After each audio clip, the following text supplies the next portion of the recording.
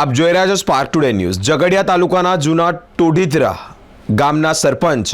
ગ્રામજનો વિરુદ્ધ ખોટી ફરિયાદ દાખલ કરતા આવેદનપત્ર પાઠવવામાં આવ્યું છે।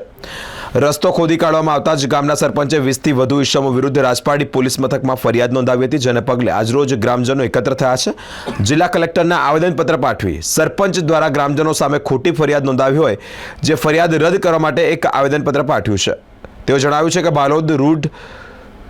ટોઠીદરા અને ઓરપટાર ગામના ગ્રામજનોએ સાથે જ ખેડૂતોએ 16મી તારીખના રોજ ટોઠીદરા ગામના ગૌચરમાંથી જે ગેરકાયદેસર રીતે રોયલ્ટી ઓવરલોડ રેતીનું વહન થતું હોય ત્યારે નર્મદા નદીના પટમાંથી કરજણ તાલુકાના લીઝોનની આડમાં કરવામાં આવ્યું છે અને તે વિરુદ્ધમાં આવેદનપત્ર પાઠવવામાં આવ્યું છે। આજરોજ અમે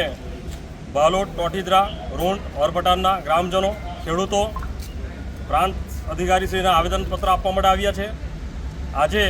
જે ટોઠીદરા ગામમાંથી ગૌચરની જગ્યામાંથી જે રસ્તો બનાવીને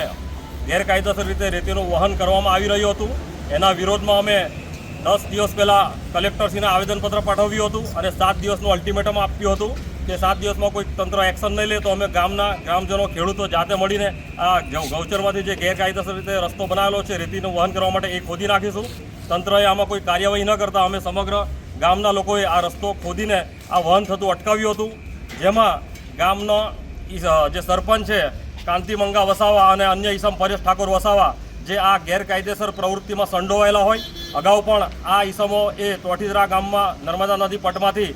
3.25 કરોડની રેતીની ચોરી કરી હતી, જેનો દંડ આજ દિન સુધી વસૂલવામાં નહોતો આવ્યો, જેના કારણે ફરીથી આ ઈસમો આ ગેરકાયદેસર પ્રવૃત્તિને વેગ આપતા હતા, જેના કારણે સમગ્ર ગામના લોકો કંટાળી ગયા હતા। પરિણામે ગામજનોએ જાતે ગૌચરમાંથી રસ્તો ખોદી નાખેલો હતો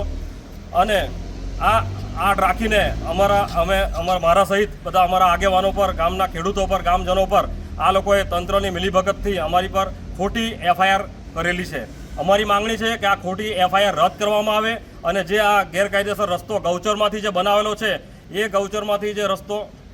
ગેરકાયદેસર વાહનોને અવરજવર માટે બનાવેલો છે કાયમી ધોરણે આ વાહનોનું અવરજવર ત્યાંથી બંધ કરવામાં આવે। અને અગાઉ પણ ટોઠીદરા ગામમાં આ જ ગામના લોકોએ ગ્રામસભા ભરીને આ વાહનોની અવરજવર અટકાવેલી હતી, તેમ છતાં પણ સરપંચે આ રેતીના 2 નંબરના ધંધા કરવા માટે ગામના ઈસમ પરેશ ઠાકોર સાથે મળીને ખનીજ માફિયાઓ સાથે સાંઠગાંઠ કરીને ફરીથી આ રસ્તો ચાલુ કરીને ખેડૂતોને નુકસાન પહોંચાડવાનું કામ કર્યું છે, ગ્રામજનોને નુકસાન પહોંચાડવાનું કામ કર્યું છે। હવે જ્યારે આ લોકો ફરિયાદ કરી છે ત્યારે એ લોકો સાહુકાર બને છે અને ઉલટાના ચોર કોટવાલ કો દંડે એ રીતે ફરીથી એ લોકો